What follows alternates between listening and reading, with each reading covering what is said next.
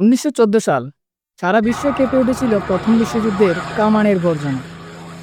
1939 সালে দ্বিতীয় বিশ্বযুদ্ধ হরণ করেছিল কোটি কোটি প্রাণ, ধ্বংস হয়েছিল সাজানো সভ্যতা।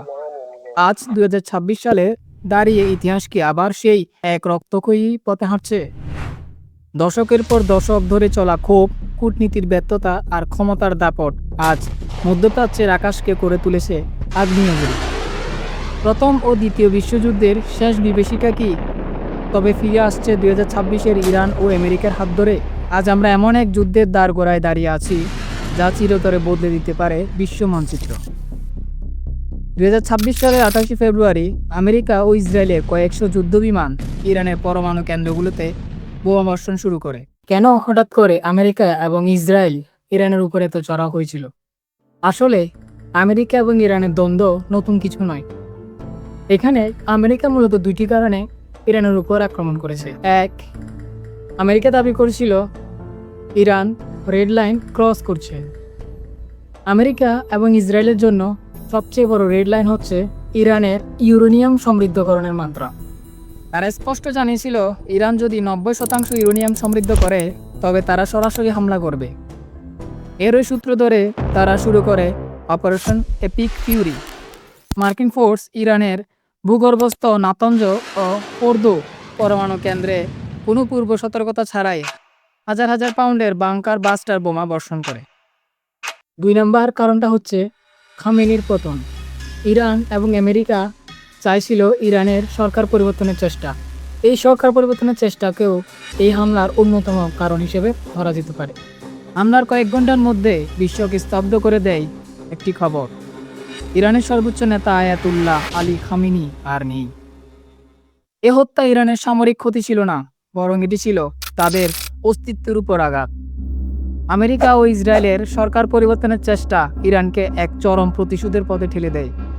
তেহরান ঘোষণা দেয় প্রতিশোধ হবে ঐতিহাসিক। জবাবে ইরান তাদের মিসাইলের ভান্ডার উন্মুক্ত করে দেয়।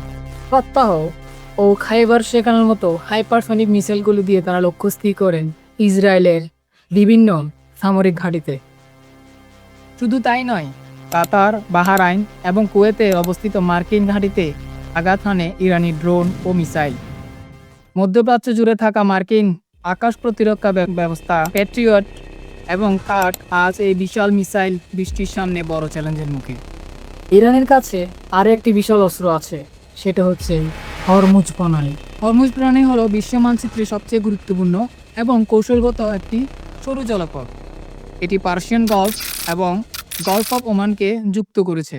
সহজ ভাষায় বলতে গেলে এই হরমুজ প্রণালী হচ্ছে মধ্যপ্রাচ্যের তেল সমৃদ্ধ জাহাজগুলো সমুদ্রপথে প্রবেশের একমাত্র পথ। বিশ্বের মোট খনিজ তেলের 20% এই সরু পথ দিয়ে পরিবাহিত হয়। প্রতিদিন এই পথ দিয়ে প্রায় 2 কোটি ব্যারেল এর বেশি তেল জাহাজ করে বিশ্বের বিভিন্ন দেশে যায়। এই প্রণালীটি এক পাশে ইরান এবং অন্য পাশে ওমান ও সংযুক্ত আরব আমিরাত দ্বারা বেষ্টিত। এই প্রণালীর সবচেয়ে সরু অংশ, যা মাত্র 3 কিলোমিটার, সেটি নিয়ন্ত্রণ করছে ইরান। আর এই সংঘাতে ইরান কৌশলগতভাবে এই প্রণালীকে বন্ধ করার ঘোষণা দিয়েছে। এতে থরথর করে কাঁপতে শুরু করেছে বিশ্বের অর্থনীতি। বিশ্ববাজারে জ্বালানি তেলের দাম আকাশচুম্বী হয়ে গেছে। এটি চীনের মতো শক্তিশালী অর্থনীতিকে ধসিয়ে দিতে পারে। তাই এই যুদ্ধের মঞ্চের আড়ালে দাঁড়িয়ে আছে 2 পরাশক্তি, চীন ও রাশিয়া। বেইজিংয়ের অর্থনৈতিক স্বার্থ আর মস্কোর সামরিক সমীকরণ এই আঞ্চলিক যুদ্ধকে রূপ দিতে পারে বিশ্বযুদ্ধে। ইতিহাস আমাদের শিখিয়েছে যুদ্ধ কখনো শান্তি আনে না, কিন্তু মানুষ কি ইতিহাস থেকে শিক্ষা নেয়? ইরান এবং আমেরিকার এই আঞ্চলিক যুদ্ধ কেবলই আঞ্চলিক যুদ্ধ হিসেবে থাকবে, নাকি এটি সেই কাঙ্ক্ষিত তৃতীয় বিশ্বযুদ্ধ যার আশঙ্কা করছিল চীন সহ বিভিন্ন ধরনের সমরবিদরা? উত্তরটা